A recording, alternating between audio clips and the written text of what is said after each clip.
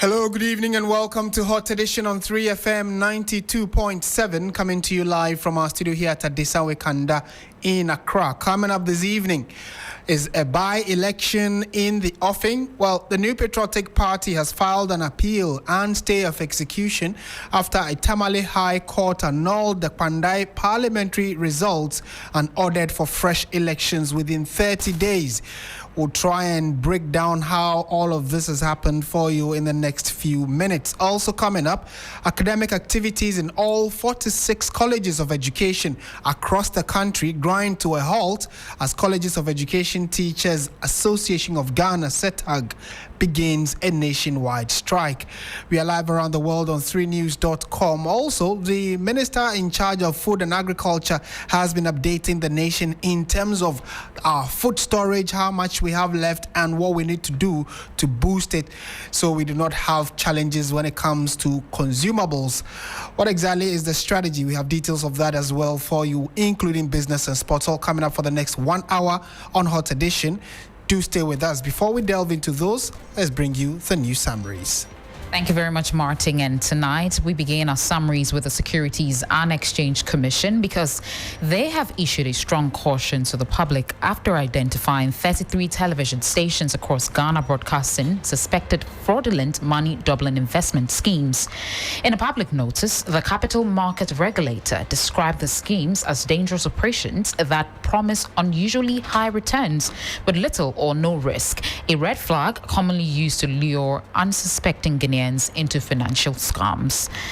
The government of Ghana has received official confirmation from the United States that the 15% tariff previously imposed on Ghana's cocoa and a range of agricultural exports has been fully removed.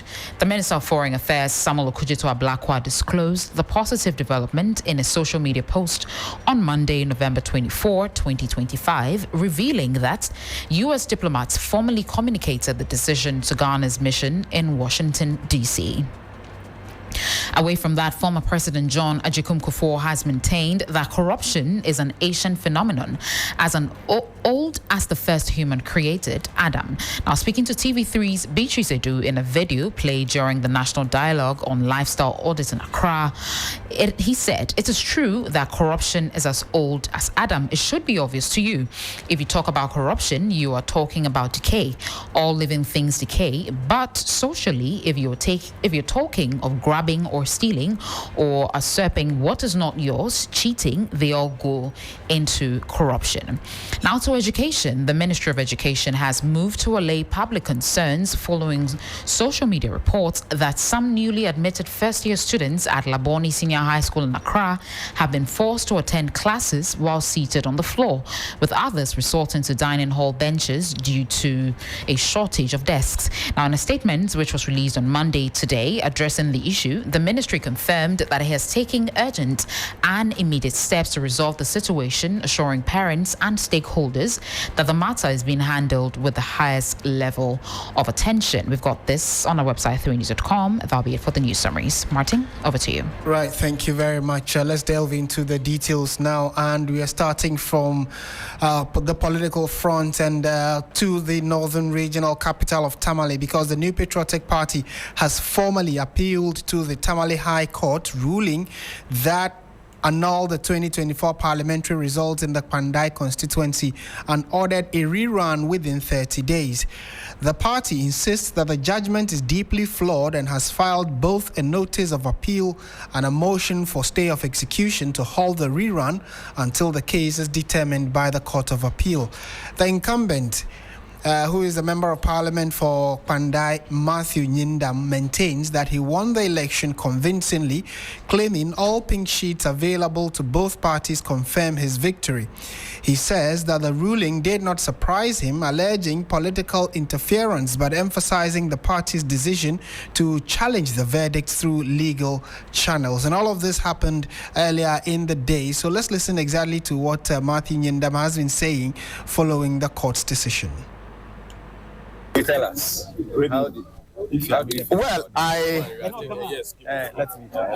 Well, let me in the first place thank my supporters, thank the good people of Kpandai, and let me put it on record that I'm still their MP. I want to put it on record that I'm still their MP. Although, like the lawyer said, we were in court. And before we came to court, I can say for sure that for about a week, we knew that things were not going to be right. Our opponents were jubilating. They were saying all manner of things in Kpandai. And they were too sure that this is the judgment they were going to get. But as law-abiding citizens, I want to put on record that, yes, we respect what the judge has said. We vehemently disagree with him. I know that I won the election with a difference of 3,734. That is a clear victory. And if you look at the pink sheets, it's on record that they've admitted that every single pink sheet was given to all the political parties. I have my 152 pink sheets. They have their 152 pink sheets. And if you put the results together, we have won the elections. For some reasons, powers that may be, they decided to come to court and knowing very well that maybe they'll be able to use the state's powers to overturn certain things. But I think that we are in a country that is governed by laws. And that is why the courts are arranged from a lower level to a higher level. So that when a ruling is given at a lower level and you disagree, you move to the next level, which we have done this time. We have completely filed our stay of execution. The lawyer has done that. He's filed the appeal to as well.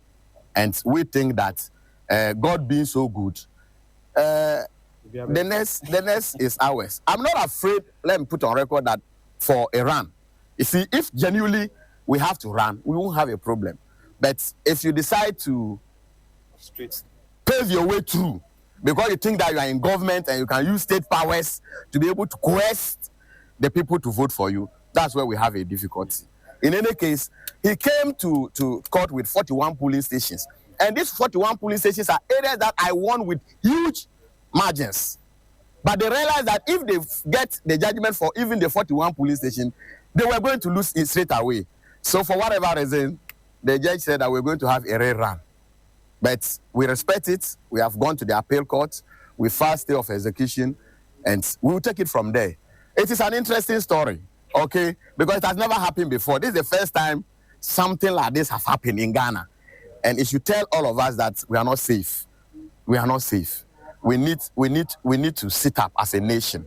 Because if the executive can directly come, and you saw the court today, even the regional minister himself was in court. Almost everybody who matters was in court. And that completely told me that, Yale, what you are sensing is what is going to happen. But we will definitely go to the appeal court and see what God will do for all of us. Thank you.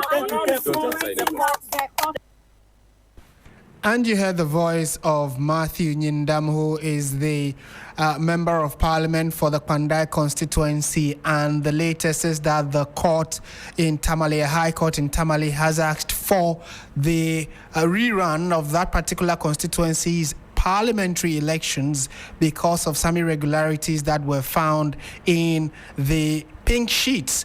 They're claiming that the pink sheets available for both parties did not tally, and that they believe, or the court believes, that there is grounds for a rerun of the elections, which Martin Nyindam, you just heard, indicate that he believes that he won fairly and squarely and was not perturbed, and because of that they have filed for an appeal and then also a stay of execution. The counsel for the MP you just heard says that the party anticipated an unfavorable ruling and prepared in advance, filing the appeal immediately after the judgment. Let's listen to his lawyer. We believe that the petition was frivolous, but the court has decided otherwise. So we respect the decision of the court, but we strongly disagree with the judgment, and we have already shown our agreement by filing a competent notice of appeal, and we've added a motion for stay of execution. As a lawyer, if you have picked certain information that judgment will be compromised, you prepare. So you come for the judgment with a notice of appeal in your packet. And that was exactly what I did. And I had a section of my client that he should be bold. Whatever decision that is affirmed, because we knew that was what was going to happen. So it's not even surprising at all. And so the only fight left for us is to follow the due process of the law, and that is by filing a notice of appeal. This is my notice of appeal dated 24th November 2025 at 10:04. The motion for stay of execution is dated 10:13. Now the petitioner has been served with the process, and he decided to throw it away. But that's proper service. In law, if they serve you a process and you throw it away, the bailiff will only go and prove service by saying that you were served but you threw the process away. And that's even contempt of court, but that's for another day. But all I want to say is that we have accepted the decision, we respect it, but we disagree. And that is why we are marching forward to the Court of Appeal, where we believe that they will review the evidence on the record. So you heard lawyer for Matthew Nyindam expressing his disapproval of the ruling and giving clear indications the next line of action that he and his client intend to take. Meanwhile, the National Democratic Congress says that the High Court's decision exposes what it calls crooked electoral practices in the constituency. The party insists that the evidence presented in court justified the annulment and wants the rerun conducted as ordered by the court. Let's listen to Rashid Tanko Computer, who is Deputy NDC Director of Elections. All along, the NDC has been saying that there are several crooked electoral officers who are bent on stealing people's mandates. And one of it is what has been exposed today. We said it time and again that the seat of Kpandai was the seat for the NDC. They rigged the election, and we've been saying it time and again that we will continue to expose crooked electoral officers who will continue to rig election. We will stop them. We will make sure that the NDC will prevent such rigging machinery of the then MPP and their crooked collaborators in the Electoral Commission. Clearly, the CI 127, if you look at Regulation 43, 1A up to H, spell out how collation of parliamentary election is done. You collect results based on two forms. We have Form 1C and then Form 1D. You assemble the results in the Form 1C and then put the summaries on Form 1D and declare the results. This was not done. They didn't do that. They just organized themselves, ran to Tamale, cooked some results, and announced Nyindam as a parliamentary candidate elect. This is what they did. And that is why we made sure that we follow through the process. The NDC is the most lawful political party in Ghana. We didn't use lawless means to get this verdict.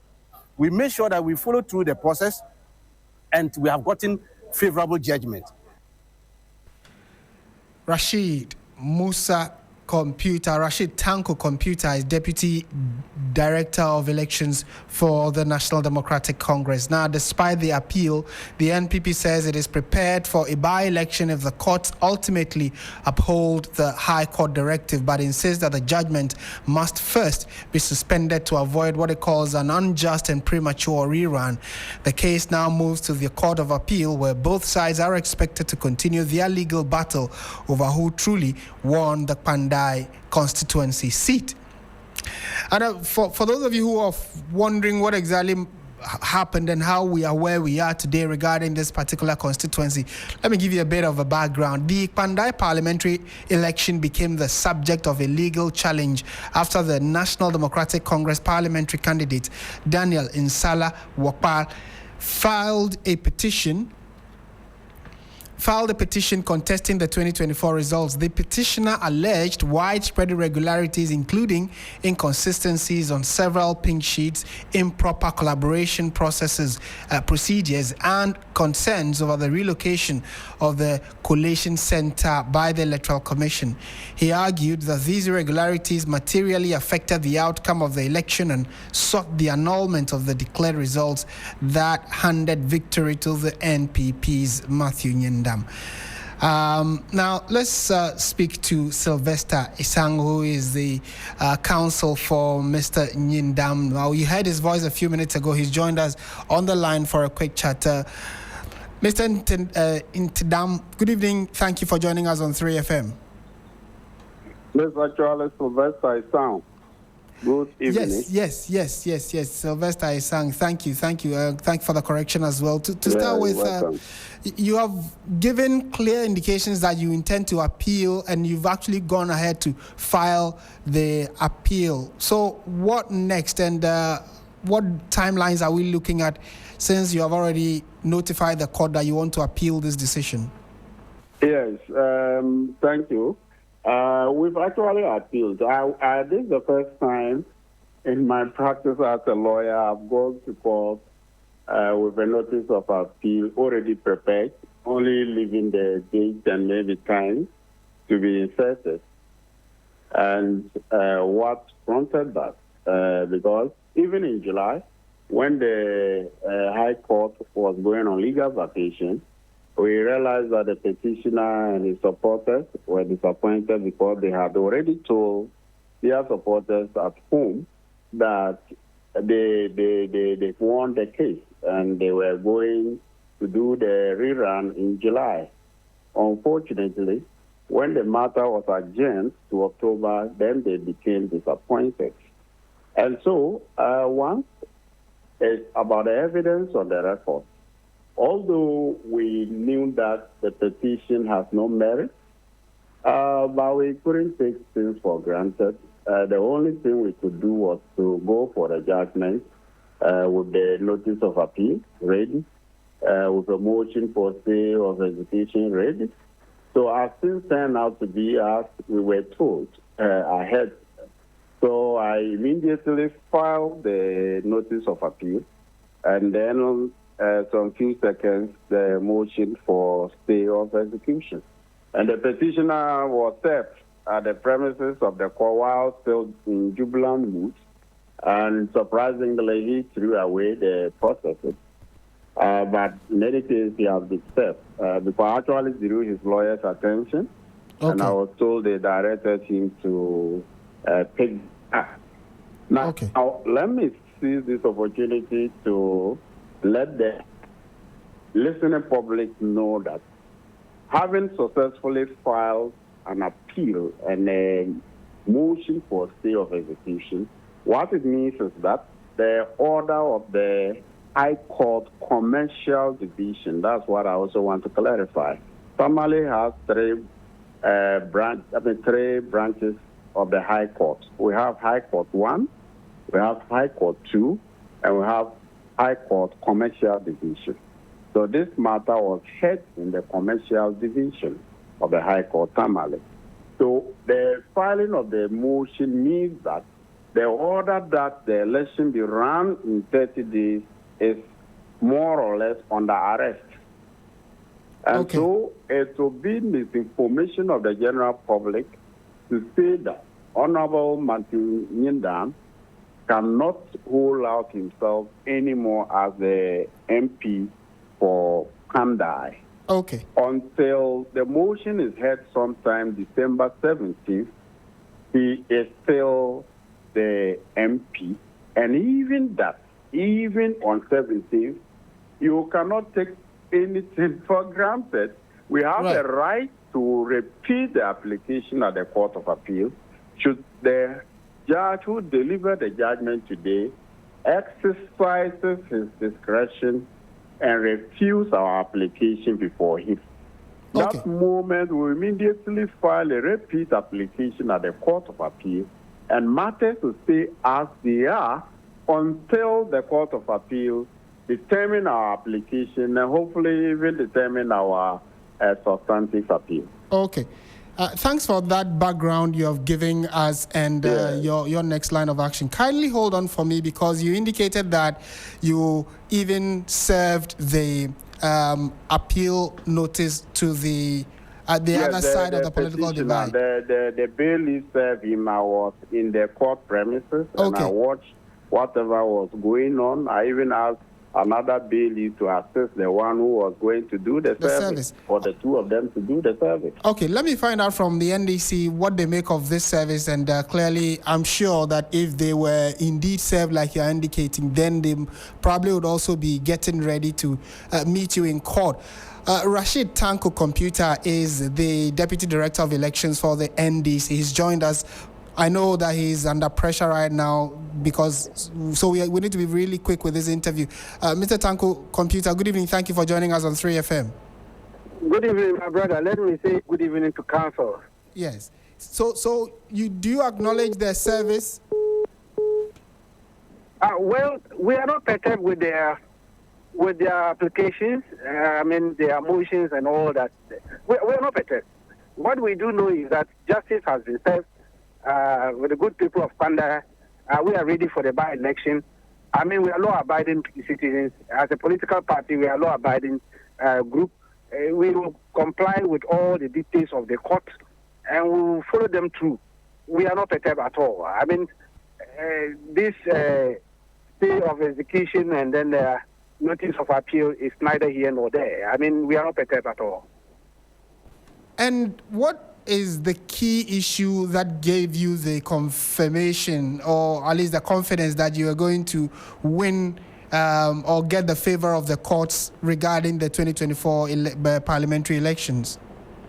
My brother, it's very clear. The matter is straightforward. When it comes to collation of parliamentary results, it's under CI 127, Regulation 43, 1A up to H. It's spelled out there how election results are collated under parliamentary results. But ask them, when they were being cross-examined, the officer who did the collation and all that, they didn't have from 1C. So where did they get the results to put it on the summary sheet to declare themselves winners? It's a crooked officer who will do such a thing.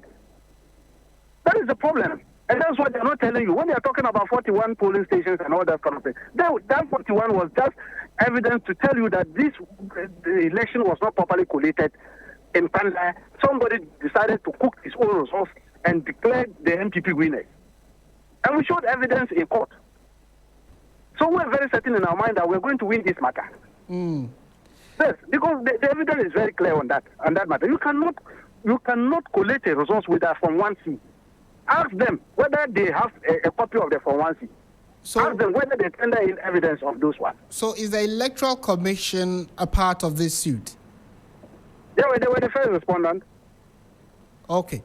And have they shared a thought on it? What did they make of the fact that the court has annulled a result that they gave in 2024? Of course.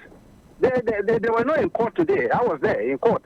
But the Electoral Commission was not in court. But they were the first respondent. And so we are very clear in their mind because their officers were there. They were cross-examined for the past 8 months or so in court. And everything they did was put on record. And we have it. And so I'm just imagining what kind of appeal they are going to do. Well, we are all waiting on Friday to see the decision of the presiding judge, why he upheld our decision. We'll see it there. And then maybe at that point, my learned counsel will amend his notice of appeal. Because for now, he cannot tell the reasoning behind that. But they know, definitely, according to them, that when they were coming, they had prepared themselves. Because they know they were going to lose this matter. Right. So they're just buying time. That's why when they were coming, they put the notice of appeal and the motion of stay of execution in their pocket and quickly put it there. They know they were going to lose. Okay. So what's the next line of action for the NDC? Clearly, you are in jubilant mood that the court has ruled in your favor. The order also from the court is that the by-election or the rerun be held in 30 days. So what's the plan for the NDC? In fact, our plan is we have started preparing towards the by-election, and that is what we are doing. As I speak now, I am just catching a flight to get back to Accra, and then we'll put in motion all our activities, our strategy in place. In fact, we are ready for the by-election. We know that no matter what they do, they will still lose, because the evidence is very clear. We produce enough evidence to show that the election was not properly conducted in Kpandai constituency, and they have held. So no matter what they do, they are just buying time. Instead of them to stop this kind of tricks and also go and prepare themselves for the by-election, they think they can waste everybody's time. We are ready. We are preparing ourselves for it. Okay. We thank you that you made time to speak with us, and although you are on your way to Accra, Rashid Tanko Computer is Deputy Director of Elections and IT for the National Democratic Congress, giving clear indications that they are already putting things in place for the rerun, which the court has ordered that it be run in the next 30 days. Fortunately, we have...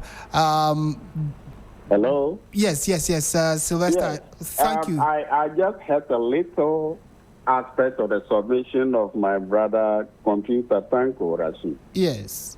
And I heard this information respectfully earlier. I'm told on the sister station that the judgment is not ready, and then what am I appealing against?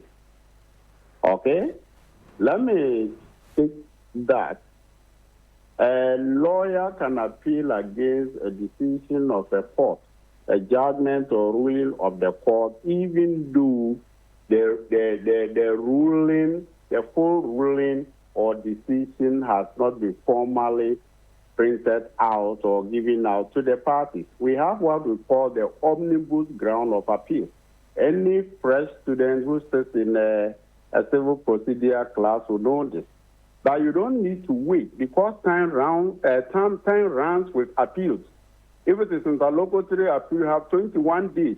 A particular judge or court can deliberately delay proceedings or delay giving you the judgment for the 21 days to elapse.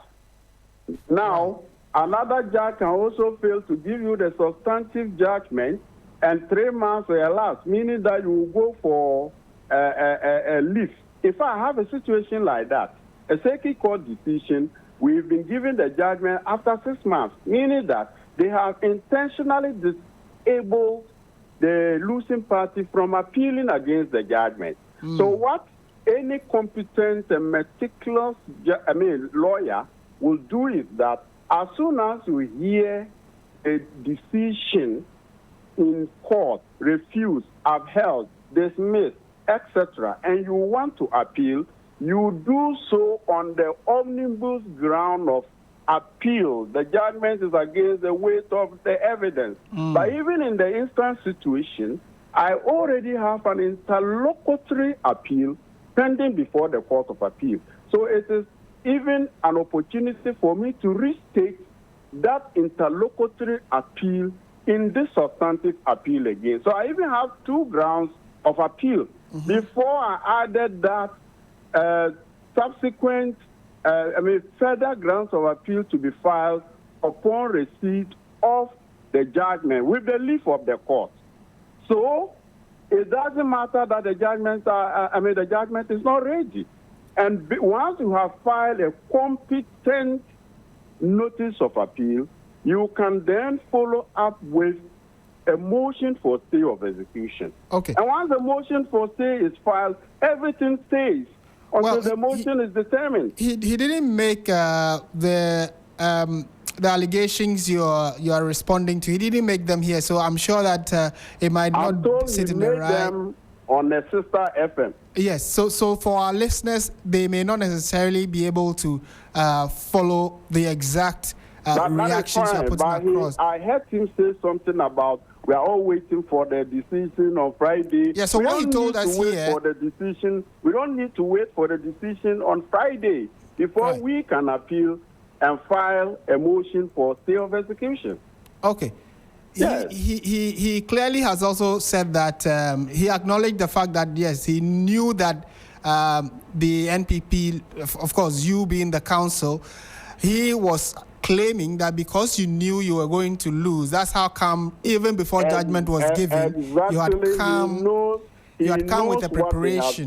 You see, I practice my law based on the evidence I let my client to leave, because once the evidence is very strong on the record, any other thing can happen, but the Court of Appeal or the subsequent court can prove you right. Okay, they rather know what they have done behind the scene. That's why all of them, including the regional minister and everybody, he has to leave his work and come so that as soon as they announce the verdict, then he can carry on with his propaganda. But I'm happy that we are going to the Court of Appeal where the law will talk. Okay. I've just seen the lead counsel post on Facebook that an application for an order is not an order. Once the court has given an order that run elections in 30 days, you must obey it. Really? When a notice of appeal and a motion for stay of execution has been filed, how will you expect the EC to obey the order of rerunning elections for Kpandai constituency in 30 days? When that motion is pending... Let me ask you my final question, Sylvester, because of time. And it has to do with the Electoral Commission. You just mentioned them. And according to the applicant, the EC was the first respondent. What was their position in court or throughout the trial? The EC was the second respondent. We were the first respondents. At the EC, just like the first respondent, made a case that the petition has no merit. You cannot create wrong and seek to benefit from the wrong. The evidence on the record will show that the petitioner backed his supporters to the coalition center.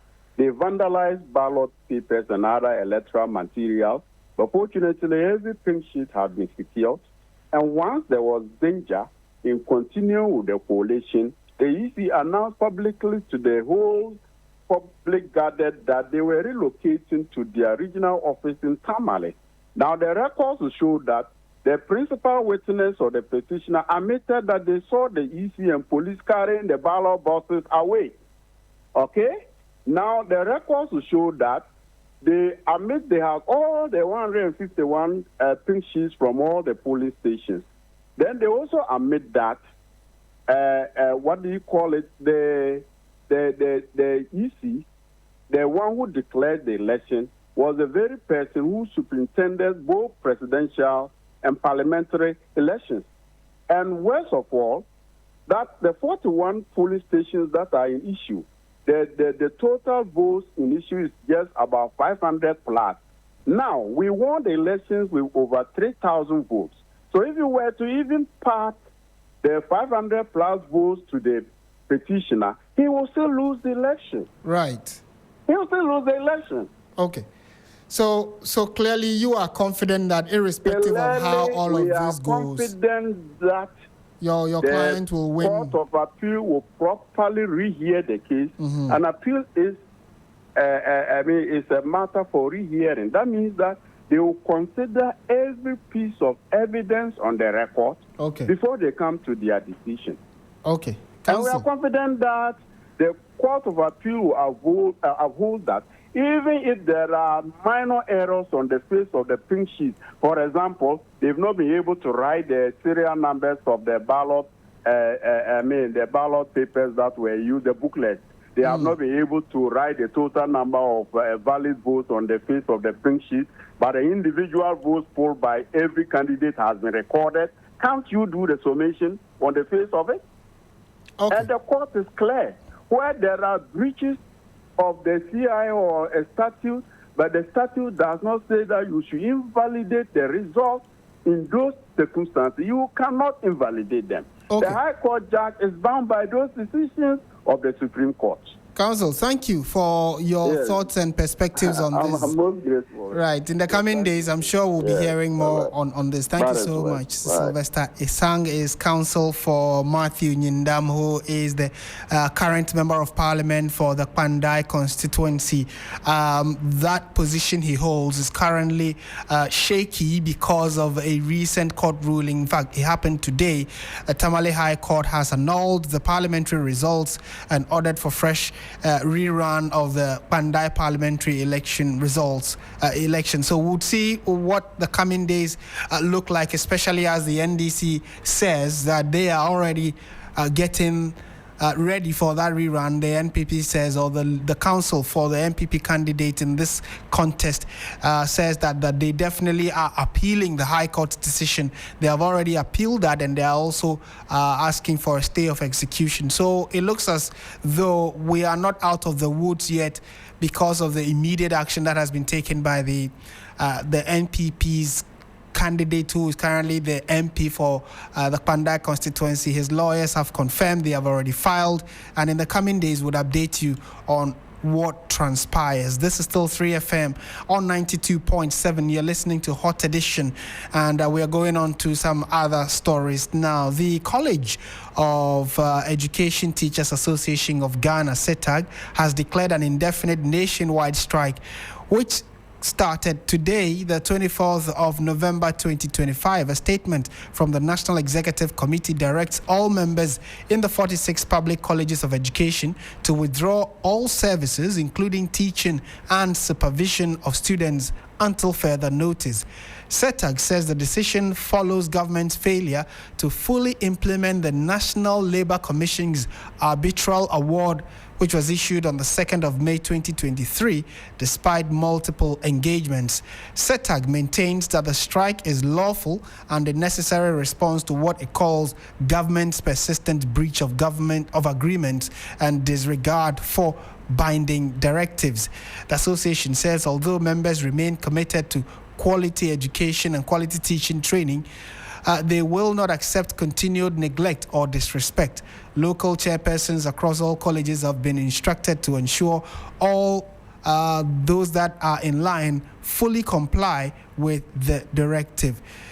In a moment, we'll take you through some of the key findings that CETAG is looking at now. They are asking the non-payment of all year-round work compensation for additional duties performed in 2022 across 39 colleges of education, with only partial payment made to Accra College of Education. They are saying that their strike is also because there are outstanding book and research allowance arrears for the 2023-2024 academic year. Again, outstanding book and research allowance for 2022 to 2023 and then 2021 to 2022. So it tells you that three academic cycles or academic years, they have had challenges with getting government to pay them the full arrears of their book and research allowance. Okay, so some institutions have received theirs, like the Akrokari College of Education, but they believe that the wider spectrum of colleges of education trainees should also be considered, or their lecturers be considered in that regard.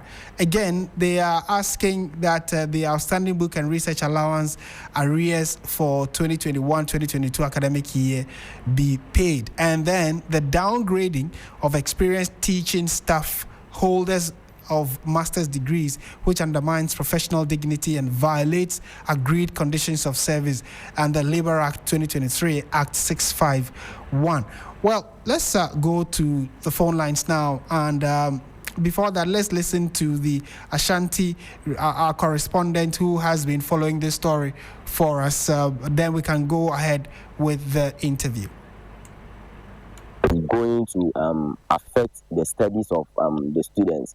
That's our freshers and then the continuous students. You know that we just paid a huge of amount for the school fees and we came here. So as we just started with lectures and we are even approaching SMAS, also the timetable, that's the provisional timetable, is already done. So it's taken effect because, as you can see, we are just roaming about. We have nothing to do now. So now, no lectures, no anything. We are just there. Then we be eating, drinking, sleeping. As at now, going to affect the studies of the students. That's our freshers and then the continuous students. You know that we just paid a huge of amount for the school fees and we came here. So as we just started with lectures and we are even approaching SMAS, also the timetable, that's the provisional timetable, is already done. So it's taken effect because, as you can see. Also, our correspondent tried to engage some of the trainees regarding this decision of a strike by the CETAG members, which is the Colleges of Education Teachers Association of Ghana, and the students have already started expressing looking forward to what kind of challenge this will pose to them. Let's speak to the president now, who has joined us for a quick conversation. Mr. President, thank you for your time. What would you say is the single most urgent issue that you're hoping that government can immediately address, which can at least get you back to the lecture halls? Thank you so much, and good evening to your listeners. What we're talking about has got to do with our arbitral award that we won for National Labour Commission on 2nd May 2023. And the award has various components that are supposed to be complied with. The government started with the migration, but as we speak, we don't have a single item left. We don't have just one item left.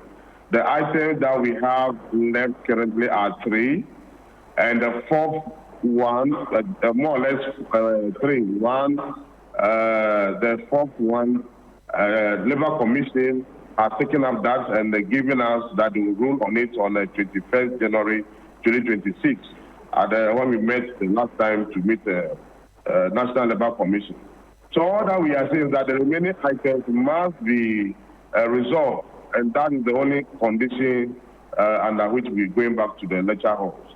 Because these things have taken too long, and I don't think it's good for us as a nation. How can somebody perform an extra duty in the year 2022? Or rather, 2022, the previous government paid only 7, and the remaining 39 is still outstanding. Even within the 7, one college was not paid fully. Then you have migrated out. And we came back to remind you that as contingent on the migration that you have done, we have arrears of 2022, 2023 book and research allowance, and also 2023, 2024 that you have to pay. CETAG said they will not honor that of 2022-23, but we gave sufficient reason that even if the award was not won in 2022, at least you have been paying the university lecturer what they call pro rata payment. That is, if a lecturer is repeated, let's say, in 2025, the 2025-2026 academic year, that lecturer starts to work in January. Of course, the academic year that started from 2025, they ignore that one and pay the time that the person started working that January up to maybe September, October, when academic year ends. That is a pro rata. So if you don't even pay after 2022, then do the calculation by pro rata, 2023 up to September, October of that same year, you pay us that one, then also that of 2023, 2024. And indeed, the book and research allowance of 2023, 2024, they are agreed in principle, collected data, and promised us on 30th of April that they were going to add it to that of 2025 for payment. But we were shocked that when 2025 book and research allowance documents were submitted and payment went through, that of our 2023-24 was not added. Okay. For whatever reason, we do not know. So, my brother, those are the issues, and we want to see all of them resolved so that we can come back to the letter. We don't want to resolve some and then come back and tomorrow CETAG will be in the news again. We are tired of actually embarking on strike. Right. I know that they say government or governance is a continuum. So naturally, you are addressing government as in like whether there's a change of government or you are just dealing with government. Because some of the issues you are raising date as far back as 2021. Have you met this current administration over these similar issues? What were the outcomes of your meetings if you've already had them? Brother, thank you very much. Colleagues have been pushing for this a long time ago, but leadership was firm and resolute that look, we need to meet the government team and make sure that we get things done rightly. So consistently, we have engaged government. We met CETAG on countless occasions on this issue, and finally, when they even promised to make a case for some of them, we were at the Ministry of Education at the early part of the year. The minister directed us to see one Dr. Newman so that he could have a better understanding of the issues and revert to him. We did all that. The officer directed us to rewrite the letters into 3 instead of lumping them so that they could resolve them one after the other. We did all that. We came back. We didn't meet the minister, but we left a letter for him. Nothing happened. When we were not getting results, we went to the minister for Labor, Job and Employment. That's the new name now. Rashid Treve. We also met him and then told him about these issues and left the documents with him. Those that even CETAG had written. asking for Ministry of Finance to release money. We have done that. We went to the Deputy Minister for Education. We did not meet him. We left letters also for him. Also, so when we didn't get results in all this, we even contacted the chairman for the Parliamentary Select Committee on Education.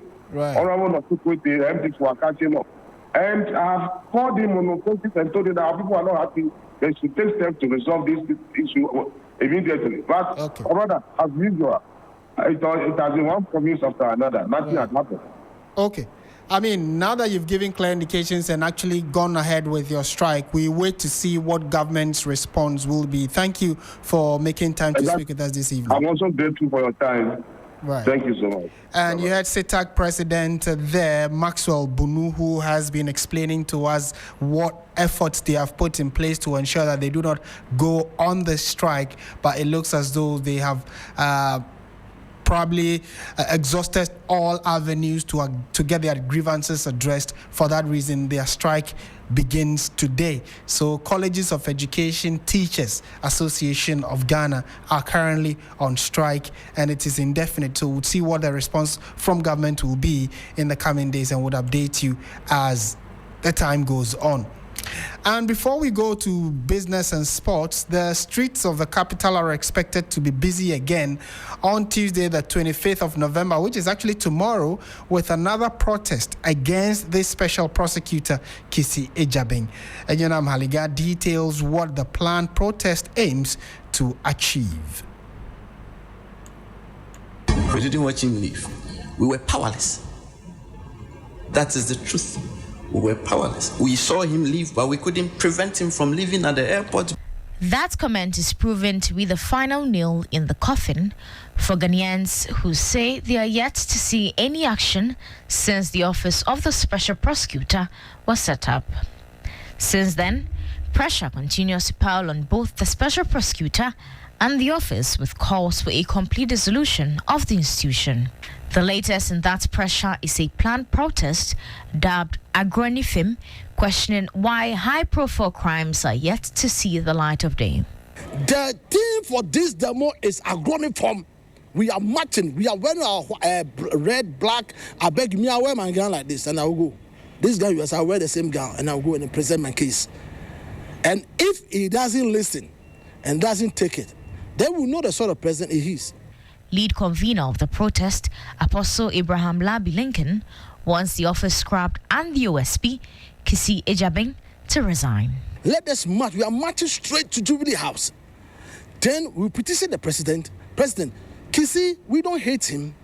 We don't have a problem with all that play. Either it will be dissolved and reformed or sack all of them. Kisi need to be prosecuted. He even said need to be investigated. Private legal practitioner Martin Pebu, who is backing the protest, wants Ghanaians to join the demonstrations. Why am I scared? I would not be scared at all.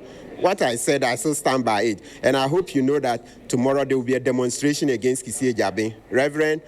Apostle Abraham Lincoln Labi is organizing a demo against Kisi Ejabeng. As we talk now, there are 15 petitions for the removal of Kisi Ejabeng. When was the last time you heard 15? Even, the other persons who are subject to Article 146 proceedings. I've never heard of 15 petitions. 1, 2, 3, 4, 5, 6, 7, 8, 9, 10, 11, 12, 13, 14, 15 petitions. So that tells you that there's something wrong.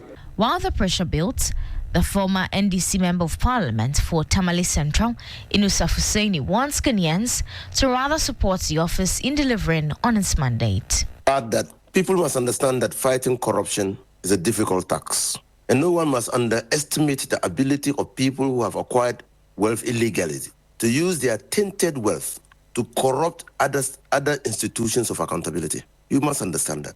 Now, they also have the ability, because of the wealth that they have, the money that they have gotten through corruption and corruption-related activities, to hire the best lawyers. That makes the fight against corruption an onerous tax.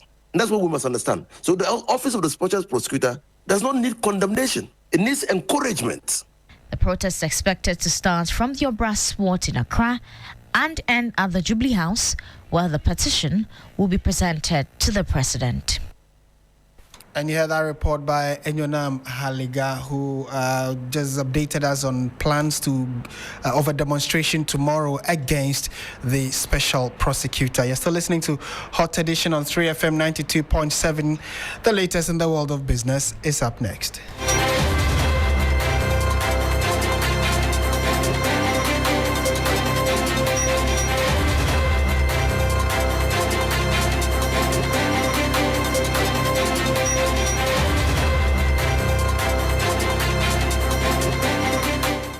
Hello, good evening and welcome to the business news on Hot Edition on 3FM 92.7 with me, Bismarck. Also coming up tonight, professional services firm PwC Ghana urges cautious optimism ahead of key lending rate decision as Bank of Ghana MPC convenes for 3-day deliberation.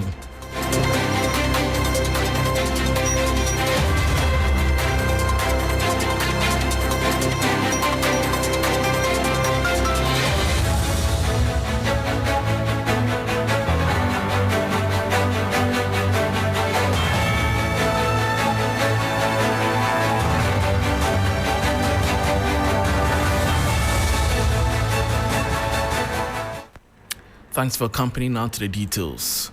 Country senior partner at professional services firm PwC Ghana, Vish Asiedu, is urging cautious optimism ahead of the new policy rate decision. The Monetary Policy Committee of the Bank of Ghana has convened today, November 24, for its 3-day bi-monthly deliberations on the economy ahead of an expected decision on a new key lending rate.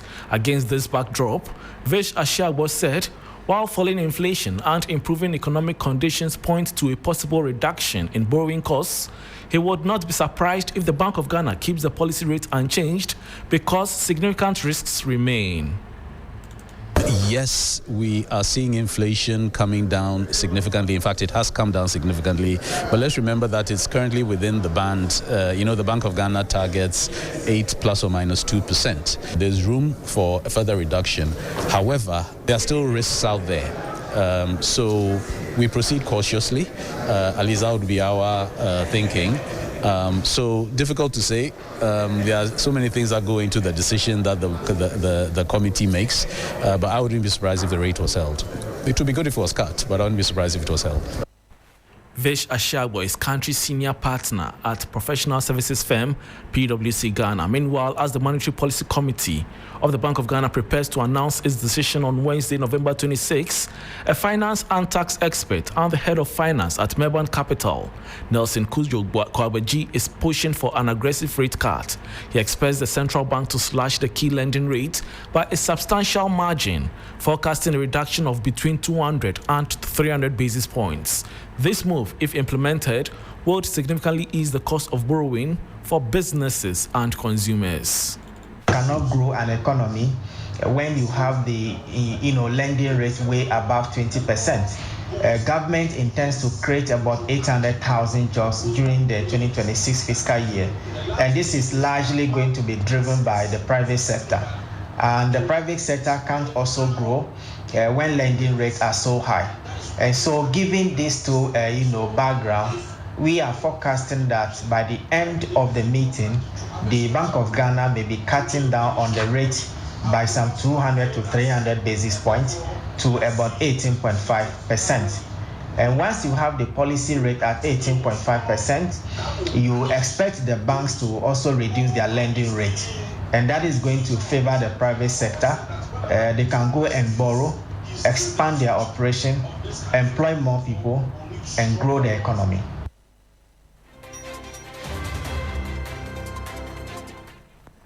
And that was finance and tax expert and the head of finance at Melbourne Capital, Nelson Kujokwabeji.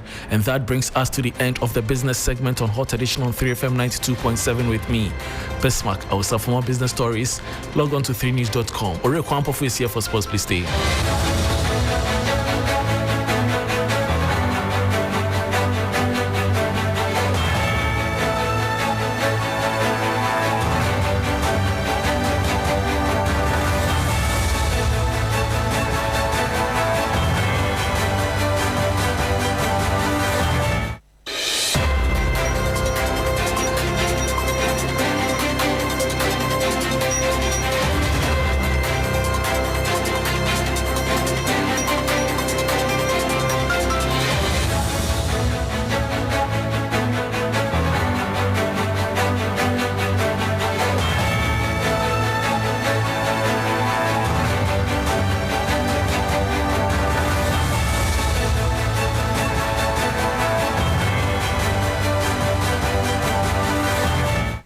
Hello, good evening, and welcome to the sports segment here on Hot Edition on CFM 92.7. We begin from the camp of the Black Queens, where head coach Kpandai has unveiled his 24-woman squad for the friendly against European champions England, a high-profile match that will cap the Lionesses' homecoming series and offer the Black Queens a valuable test ahead of the upcoming World Cup qualifiers and then the Women's AFCON. Our women's football expert Asiedu-Dartey has more in the following report. Kpandai has named 24 players ahead of the team's clash with the Lionesses of England. It is the final game in the homecoming series for the 2025 Euro champions, organized to thank fans for their support and to begin preparations for the 2027 FIFA Women's World Cup. This will be the first meeting between the two sides.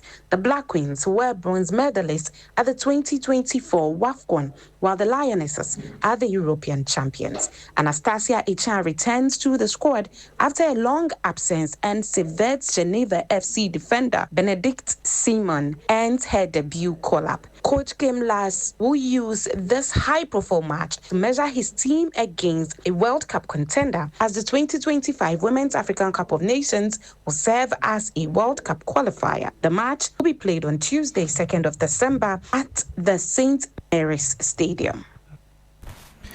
And so that was Asiedu-Dartey with that report. However, before we go, let's do some more and turn our attentions to European football, because the UEFA Champions League rolls back to life this Tuesday with a blockbuster night of football. Headlining the return is a mouth-watering clash at Stamford Bridge, where Chelsea welcome FC Barcelona in a showdown worthy of a final. Chelsea manager Enzo Maresca has offered an optimistic injury update on talisman Cole Palmer. The 23-year-old had been on the brink of a return after 2 months out with a groin problem when he suffered a broken toe in a freak accident at home. We don't know when, but for sure will be soon. It's already on pitch. It's already touching the ball. So, and the feeling is good.